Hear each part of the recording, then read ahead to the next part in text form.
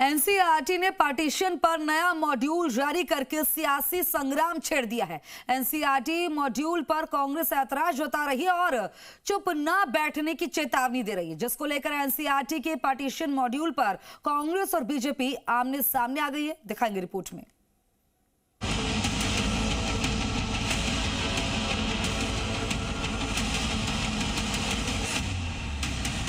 देश के बंटवारे के 3 गुनहगार माउंटबेटन, जिन्ना और कांग्रेस। एनसीईआरटी की नई किताब में अब बच्चे ये पाठ पढ़ेंगे, क्योंकि किताब में ये जानकारी होगी कि मोहम्मद अली जिन्ना जिसने बंटवारे की मांग की, कांग्रेस जिसने बंटवारे को स्वीकार कर लिया और लॉर्ड माउंटबेटन जिसने इसे लागू किया। किताब में बाकायदा तीनों के उस वक्त के स्टेटमेंट होंगे जिससे यह स्थापित हो सके आखिर ये तीनों ही क्यों बंटवारे के जिम्मेदार थे। मसलन किताब में पंडित नेहरू के 1947 के एक भाषण के हवाले से कहा गया है कि तब उन्होंने कहा था, हम ऐसे मोड़ पर आ पहुंचे हैं जहां या तो हमें विभाजन स्वीकार करना होगा या निरंतर झगड़े और अराजकता का सामना करना होगा। विभाजन बुरा है, परंतु एकता की कोई भी कीमत गृह युद्ध की कीमत से कहीं कम होगी।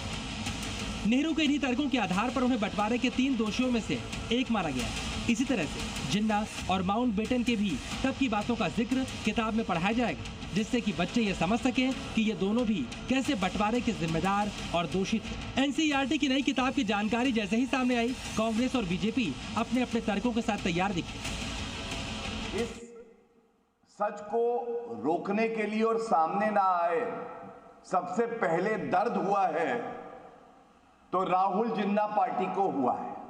आग लगा दीजिए इस किताब को, अगर ये सब नहीं लिखा है तो। ये है हकीकत। ये हिंदू महासभा और मुस्लिम लीग की जुगलबंदी से पार्टीशन हुआ है। इतिहास के अगर सबसे बड़े विलेन कोई हैं तो राष्ट्रीय स्वयंसेवक संघ है। विवाद में ओवैसी और आम आदमी पार्टी के सौरभ भारद्वाज भी कूदे। कांग्रेस का बचाव तो नहीं किया, लेकिन बीजेपी पर हमले जरूर किए।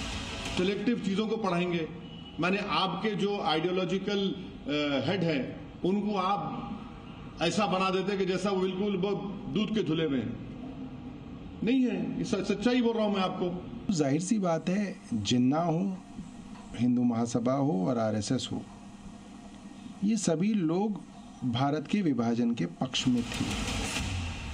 देश की आजादी के 79 साल पूरे होते ही एक नया विवाद सामने है, और विवाद आजादी के दौर के इतिहास को लेकर है। इतिहास की अपने अपने तरीके से व्याख्या भी होती रही है।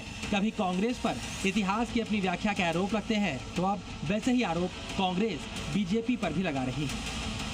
ब्यूरो रिपोर्ट, जी मीडिया।